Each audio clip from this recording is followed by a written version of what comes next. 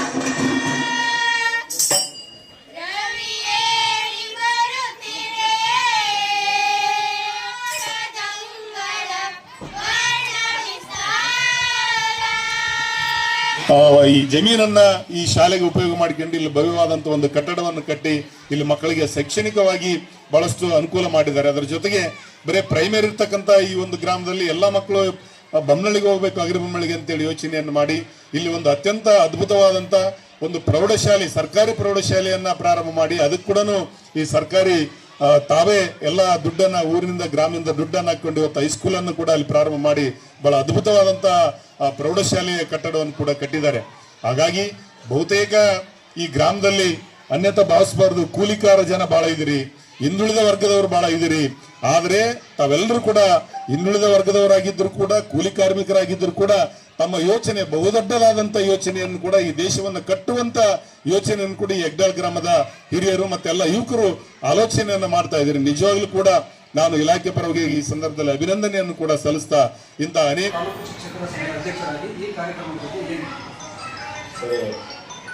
ಮೊದಲನೇದಾಗಿ ಎಲ್ಲರಿಗೂ ಕೂಡ ನಮಸ್ಕಾರ. ಇವತ್ತಿನ 2025 ಮತ್ತು 26ನೇ ಸಾಲಿನ ನಮ್ಮ ಕರ್ನಾಟಕ ರಾಜ್ಯ ಸರ್ಕಾರ ಮತ್ತು ನಮ್ಮ ಶಿಕ್ಷಣ ಇಲಾಖೆ ಇದರ ನೇತೃತ್ವದಲ್ಲಿ ಆಯೋಜನೆ ಮಾಡಿರ್ತಕ್ಕಂತಹ ನಮ್ಮ ಈ ಪ್ರತಿಭಾ ಕಾರಂಜಿ ಮತ್ತು ಕಲೋತ್ಸವ ಕಾರ್ಯಕ್ರಮ ಇಡೀ ರಾಜ್ಯದಾದ್ಯಂತ ಇವತ್ತು ಕಾರ್ಯಕ್ರಮ ಆಯೋಜನೆ ಮಾಡಲಾಗಿದೆ.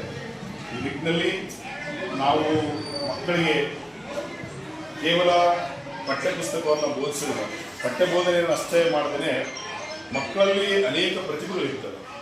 ಆ ಮಕ್ಕಳಲ್ಲಿರ್ತಕ್ಕಂಥ ಬೇರೆ ಮಗು ಬೇರೆ ಬೇರೆ ರೀತಿಯಾದಂತಹ ಒಂದು ಪ್ರತಿಭೆಯನ್ನು ಹೊಂದಿರ್ತಾನೆ. ಕೆಲವು ಮಕ್ಕಳು ಬಹಳಷ್ಟು ಓದೋದ್ರಲ್ಲಿ ಜಾಣಿರ್ತಾರೆ, ಆದರೆ ಬಹಳಷ್ಟು ಮಕ್ಕಳು ಬೇರೆ ಬೇರೆ ರೀತಿಯಾದಂತಹ ಕಲೆಯನ್ನು ಹೊಂದಿರ್ತಾರೆ. ಆ ನಿಟ್ಟಿನಲ್ಲಿ ಮಕ್ಕಳ ಪ್ರತಿಭೆಯನ್ನು ಗುರುತಿಸಲಿಕ್ಕಾಗಿದೆ, ಅವರಲ್ಲಿರ್ತಕ್ಕಂಥ ಅನೇಕ ವಿವಿಧ ಚಟುವಟಿಕೆಗಳನ್ನು ಗುರುತಿಸಲಿಕ್ಕೆ ಸರ್ಕಾರ ಮತ್ತು ಇಲಾಖೆ ಒಂದು ಪ್ರತಿಭಾ ಕಾರಂಜಿ ಅಂತಕ್ಕಂಥ ಕಾರ್ಯಕ್ರಮವನ್ನು ಸರ್ಕಾರ ಜಾರಿಗೆ ತಂದಿದೆ ರಾಜ್ಯದಲ್ಲಿ. ಆ ನಿಟ್ಟಿನಲ್ಲಿ ಪ್ರತಿ ವರ್ಷ ಮೊದಲನೇ ಅವಧಿಯಲ್ಲಿ ಅಂದರೆ 2 ಶೈಕ್ಷಣಿಕ ಅವಧಿಯಲ್ಲಿ ಇರ್ತದೆ ನಮ್ಮ ಶಾಲೆಗಳಲ್ಲಿ.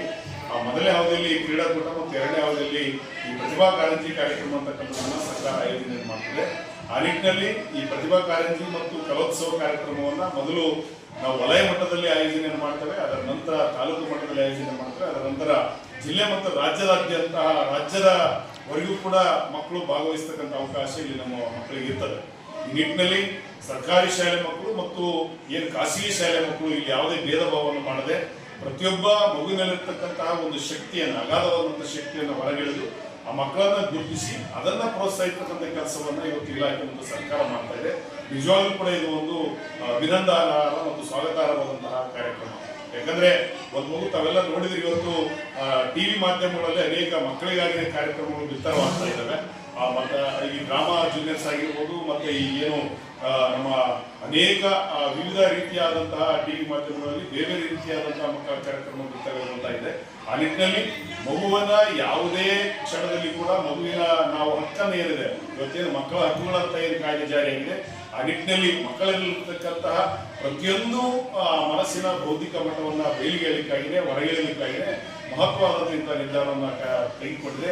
ಆ ನಿಟ್ಟಿನಲ್ಲಿ ಇವತ್ತು ನಮ್ಮ ಮರಬಿಹಾಳ ವಲಯ ಮಟ್ಟದ ಈ ಒಂದು ಪ್ರತಿಭಾ ಕಾರಂಜಿ ಕಾರ್ಯಕ್ರಮವನ್ನು ನಮ್ಮ ಪಿಂಜಾರೆಡ್ಗಲ್ ಈ ಶಾಲೆಯ ಎಲ್ಲ ಗೌರವಿತ ಮುಖ್ಯಗಳು ಮತ್ತು ಎಲ್ಲ ಶಿಕ್ಷಕ ಬಂಧುಗಳು, ಮತ್ತೆ ಅದರ ಜೊತೆಗೆ ಇಲ್ಲಿ ಬಹಳ ವಿಶೇಷ ಏನಂದ್ರೆ ಪಿಂಜಾರೆಡ್ಗಲ್ ಶಾಲೆಯಲ್ಲಿ ಯಾವತ್ತೂ ಕೂಡ ಇಂಥ ಅನೇಕ ಕಾರ್ಯಕ್ರಮಗಳನ್ನು ಇಲ್ಲಿ ಆಯೋಜನೆ ಮಾಡ್ತಕ್ಕಂಥದ್ದು. ಯಾಕೆ ಅಂದ್ರೆ ಇಲ್ಲಿನ ಗ್ರಾಮಸ್ಥರು, ಇಲ್ಲಿ ಹಿಂದುಳಿದ ಒಂದು ಈ ಹಳ್ಳಿ ಆಗಿದ್ರು ಕೂಡ ಇಲ್ಲಿ ಅನೇಕ ಕೂಲಿ ಕಾರ್ಮಿಕರು, ಬಡವರು ಕೂಡ ಬಹಳಷ್ಟು ಈ ಗ್ರಾಮದಲ್ಲಿ ಇದ್ರೂ ಕೂಡ ಈ ಶೈಕ್ಷಣಿಕವಾಗಿ ಶಾಲೆಯ ಬಗ್ಗೆ ಬಹಳ ಅಪಾರವಾದಂತಹ ಕಾಳಜಿಯನ್ನ ಇಟ್ಕೊಂಡಿರ್ತಕ್ಕಂಥ ಈ ಗ್ರಾಮಸ್ಥರು ಏನಿದ್ದಾರೆ, ನಿಜವಾಗ್ಲೂ ಕೂಡ ನಾವು ಇಲಾಖೆ ಪರವಾಗಿ ಮತ್ತೆ ನಮ್ಮ ಈ ವಲಯದ ಪರವಾಗಿ ಹೃತ್ಪೂರ್ವಕವಾದಂತಹ ಅಭಿನಂದನೆಗಳನ್ನು ಕೂಡ ಈ ಸಂದರ್ಭದಲ್ಲಿ ನಾನು ಸಲ್ಲಿಸ್ತೇನೆ.